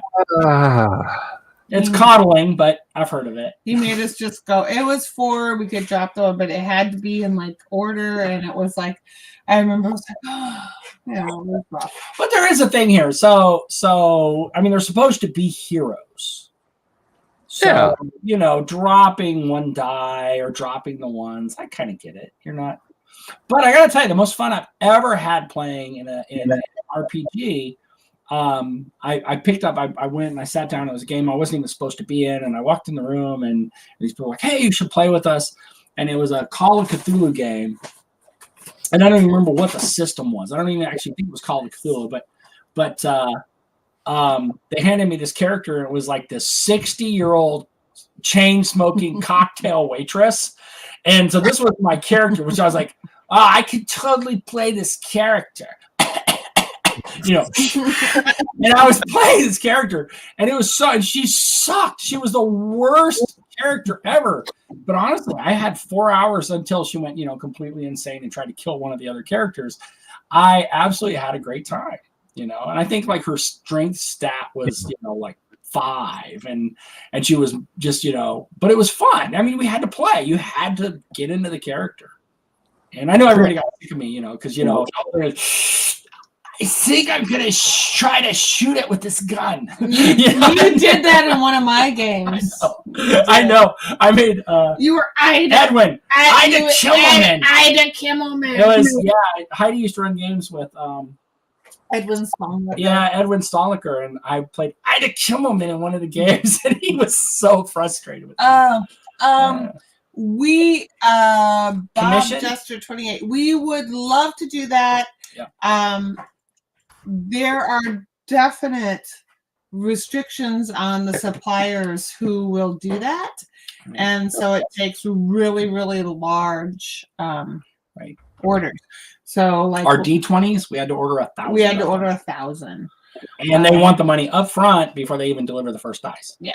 So as we're building, yes, we want to do a full set of dice. Yeah, and we would love to do a full set of dice with Gaxland on, all of them. But right now, to do 1,000 sets of all of them, that's big money. Right. We're already, our first Kickstarter has been super successful. We're very happy with it. We did great. And we poured it all into this one. Yeah, we poured it all out because, of course, we wanted to print like our expansion and do all the stuff that we're doing and going forward. So it's not about making money right now. It's just about building what we're going to do. And we're having a lot of fun doing this. And, Excellent. Excellent. Can I drop a link for Chet's store? That would be great. I think I'll let Chet tell me the URL won't work, Chet, so just type out the words and then I'll put the URL up because people want to know about Chet stuff. But also, in addition, I'm looking ahead to the next phase. Are you guys thinking maybe like some important NPCs in miniature form down the line, or is that a little? We've talked again later. Have you been sending him messages? No, I have not. I talked to him about stuff. He's like, I don't want to do that. I'm like, I would love. No, I didn't say I didn't want to. No, and he just said, that's a lot. We've talked about minis. We're talking about minis. We are talking about it. We also are we have a couple other segments of the Storehold Saga that we want to do, especially since we've been building the world. But we have we want to jump. We've got a project. We're actually committed to run, and we've not even started writing it yet in October. So we're going to be running in a different world. At the same time, we're going to be writing Storehold. And then we're also going to be writing another game while we're writing Storehold in this other world. And we're going to be doing a cookbook. So the ones we are definitely have to do are the Shadows project. Yeah. We've got can I even say it? No. Okay. We shouldn't. Okay. We have a project. This is one of 3 more. We're releasing this Kickstarter. We're going to do 2 more before Christmas. And we may be doing 1 at Christmas. We may go for 4. And of course, we can't run 2 at a time. So we have to be and so we're going to be writing all the time. Yeah. So we're busy. We are busy. That's why our house is messy. Yeah, that's why. Yes, most certainly a disaster. I can't believe it. Yeah, we're not. It's not. We're on the converted front porch because the rest of the house looks like a flea market. His house was very organized right? before I moved in with 2 kids and 3 more animals. It was just him and Duncan. Duncan and I lived here and had a lady who came in once a week. Now he doesn't ask the cleaning lady to come over anymore. It's just us. Well, she won't. She came back and she looked around and she went, "Hell no." She didn't. No, but it's a very small house. And when Heidi and the girls and Thor, who's 120-pound, half Great Pyrenees and half Meth Lab, and Mittens and Nikita, the cats, who are both masters of their domain, and Amelie and Zoe, who are wonderful, but they're the busiest children in the world. So I was living in this very clean little house, but the truth is, even though everything was neat and orderly, I was sort of haunting this place. It's weird when you're haunting your own home, but that's what I was doing. And suddenly my best friend in the whole world became something more. And then she moved in with me, and now my house is crowded and it's nonstop chaos. It's waking up children, and I go out to the bus with them in the morning, and we toss softball. We're waiting for the bus, and just everything is chaos. And I come back inside to do dishes, and I love it. I love every second of it. It's like it's the best thing in the entire world. So yes, it was neat and orderly. Meth Lab. It was neat and orderly. Yes, that's what sad. He said. Yeah, he's Black Lab and Meth Lab. And Great Pyrenees, and he's crazy.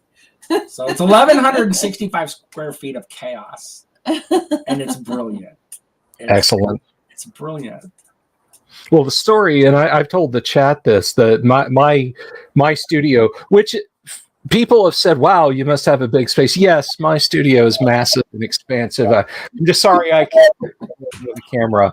That's bullshit. It's like 9 by 12. We're gonna map it out for you. Yeah, we're gonna map it out. It's huge, and I'm just gonna do this. It's got hidden doors, jacuzzi central, and the grotto of goodness. And I can't wait to see what you guys draw. But no, I was boudoir and no, stop.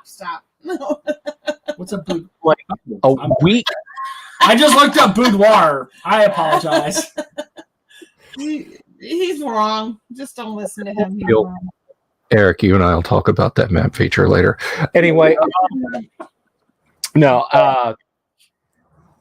about one day in early 2006, I was telling my wife, I'm like, I'm going to go out in that garage and I'm going to make it into a garage again. I'm going to make it a place where we can put a car. It should be like maybe 2 8-hour days worth of work to demo the wall that divides it in half. We'll have a garage again. We'll have a place to put at least one car and so on and et cetera. Because this is my office. How long will it take? Further up in the house. Oh, like literally 3 days later, Colleen's like,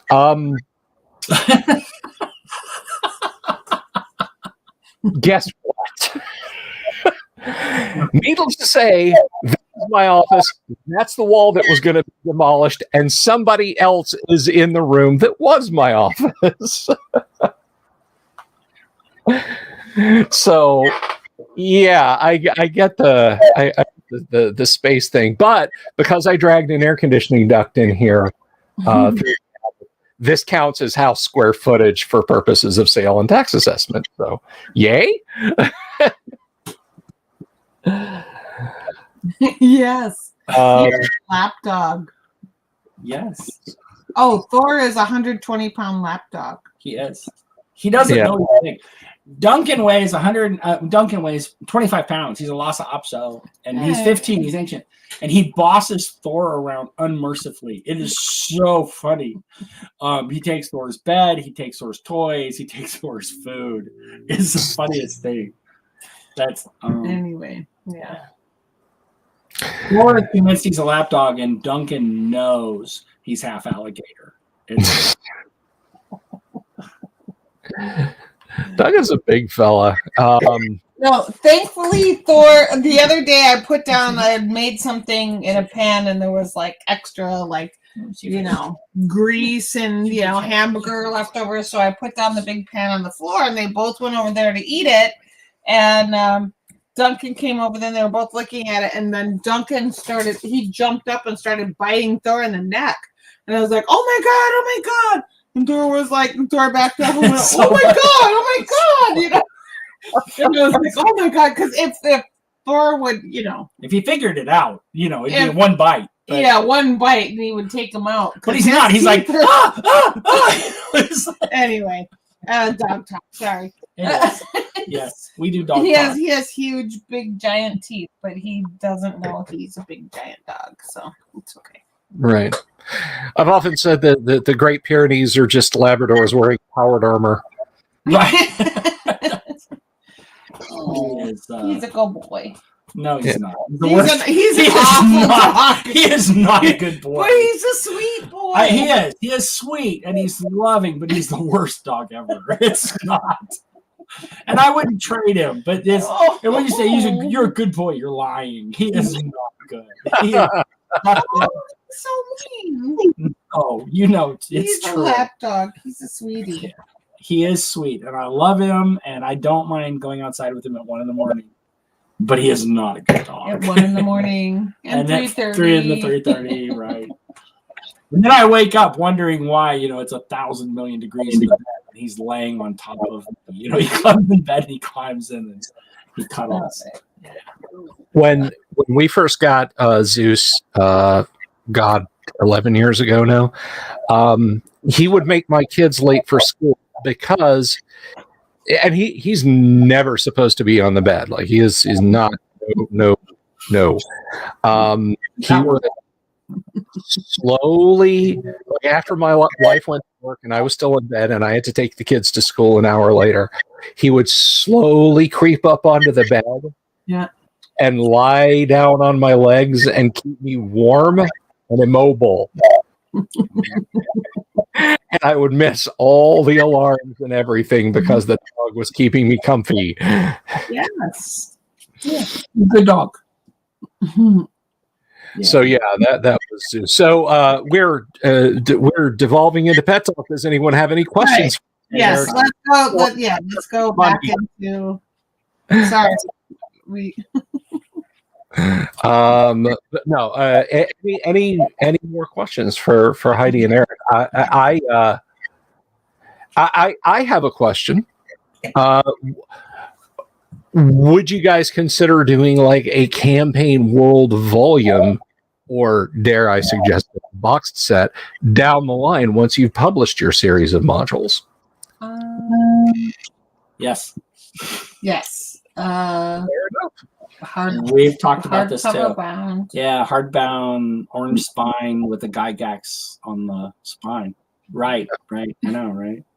That's how I do too. It's like That'd be wonderful. And Death Angels ask, okay, so the Kickstarter is not live yet. Can I'm asking because I don't know like the rules of this. Can we share the URL or does that not? yes, it is. Yes. It is in not preview or it's coming soon. It's Yeah, up. It's posted, It's a Gaxland. and they've approved it, and it goes live a week from today. So I think you can. Yeah. It's, Let me- send the link. We can post the link, and I'll also once we get off.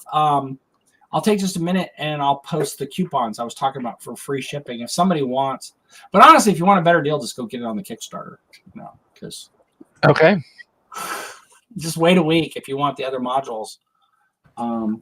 If you're in the US, definitely. If you're not in the US, we're going to charge you an arm and a leg for shipping. No, we're going to charge you actual shipping, which is an arm and a leg. Yeah. But it's remarkably difficult and to. But people thought like, you're terrible for not allowing anybody outside of the US. Right. And there were some people and they were, they were like, why are you not doing this? It's like, because we've never done this before. We're figuring this out as we go. And and we've done well, but so we will make sure we put all that information up. Yes. And yeah.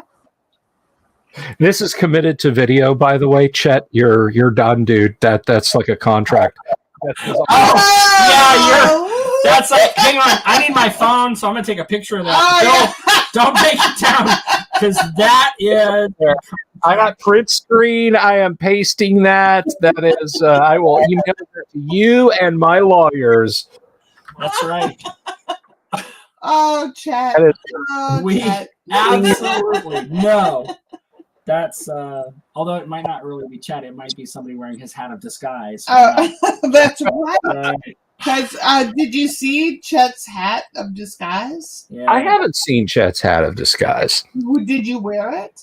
You might have worn it, not even known. It's he put it on me. I didn't even know what he was doing. Later, I was on Facebook going, "Wait, the hell? That's not Chet, man. That's me." Oh, Richard Lee Byers. I told you earlier. So Richard Lee Byers is a fantasy author. He wrote some stuff for Queen of the Demon Web Pit. Anyway, Richard Lee Byers, apparently when Facebook tags him, it tags him as me.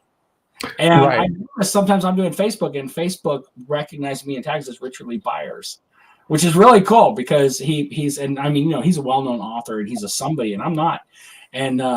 And he says, so what do you think this means? I was like, I think this means the Facebook algorithm thinks you're a very handsome man.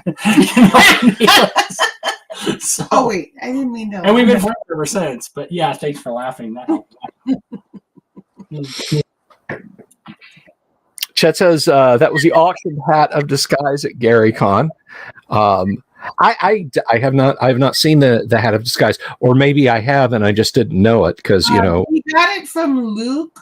Chet, did you get it from Luke? He bid on it and he won it. And it's I magic. thought it was like a thing he won, like from I don't know. or something, and then I don't know. Yeah, it was. He got it in the beginning of the con. But it's very cool. Yes. And so if you go and look on Chet's Facebook page, and he's got pictures of the hat of disguise, and I think some videos, and yeah. I just threw the link back into chat there for. We won it at the auction. Yes, you are correct. Once again, my husband is correct. I know. As usual. That's never happened before. As usual, Eric. Savor the moment. Savor the moment. I should take a picture of this. As usual. Send it to you, Eric. Oh my gosh. Let's see. Does anyone else have anything they want to ask Heidi or Eric? We have kept them up. We do have to get kids to bed soon. Yes, they've got to scoot. It's getting late all over. They have school tomorrow. Yeah. And I guarantee you they're not asleep when their bedtime was an hour ago. Yeah, no, they're upstairs. They've got the Switch. They're like going crazy. crazy. They got the Nintendo Switch. They're like, Right on. They have more room than us. The upstairs is set up like an Oh my apartment, God. so they've got their Yeah. their front room and their sitting room and their TV, and they have an arcade. They have the arcade. oh my gosh. They have Joust on an arcade machine, and they have the Star Wars arcade, and they play them. Yeah, I know, right? It's so funny. I didn't even know, and they were turning them on and playing them at night. And Yeah, and they're not supposed to Over there. I see how this relationship works. sleep at all, right? don't look all offended. Oh, he wants to come over and spend the night. He wants to come spend the night in the upstairs. Alrighty. No, we're gonna move him to the basement. We'll move him to the basement game area, and then at some point in time, At some point when you come to Lake Geneva, there will be the arcade machines, and we'll let you drive the car. Excellent. I look forward. Feed you beer. Oh gosh. You drive the car. No. No, Wait, you drive the car and then you get the beer. No. I always get that confused. Yeah, well, it's one way or the other. Anyway, so love you both. Thank you for being here tonight. Thank you, audience, for being here tonight. I hope all of your Heidi and Erik Kickstarter and project questions were answered. They'll be back, though.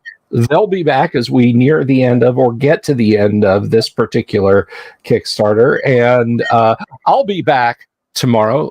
Kyle will be here. We're going to do hex crawl fun and design your world maps for you. And then Thursday night, if I can rally the troops, we'll play AD&D. If not, you'll just have to put up with me staring at the camera uncomfortably for 60 minutes. And then Friday night, little preamble ramble, and then we're going to play some classic Gamma World on stream. So thank you very much, Heidi and Erik, for being here this evening.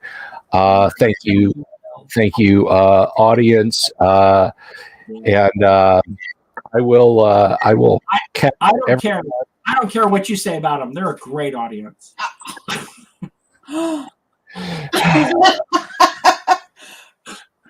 I don't know. No, you never said anything but great things. I'm sorry. No, he's always said all the best. He loves. I couldn't do it without my audience. I really couldn't. This is a great community I've got. And they demand that I only have the best guests on, which is why you guys are here. By the way, because I know I don't have to remind you guys, this is for the audience, but because you guys watch my show faithfully. Next Thursday, we have Errol Otis on. Errol will be on. Yeah.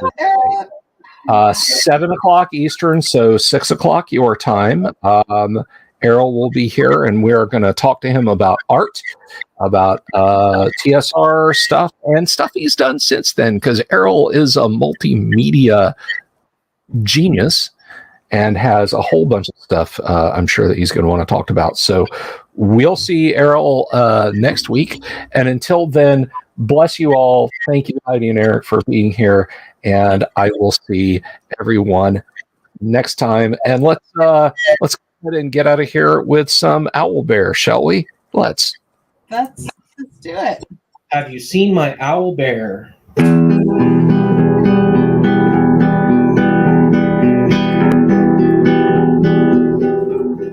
Here's to all the weirdos everywhere in the woods and in the air. Have you seen my owl bear? Should I shave off all my hair? Bobs are all around. Some live in tunnels underground. Some are fat, some are rich, some are sleeping in a ditch.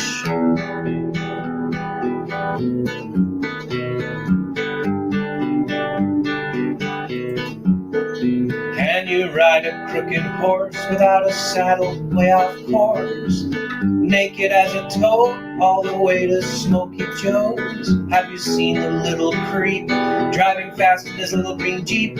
He smells like fish and brandy, but his rotten teeth look dandy. Take me to the show, I don't care if fast or slow. From action flicks to dancing dicks, just take me to the shoe.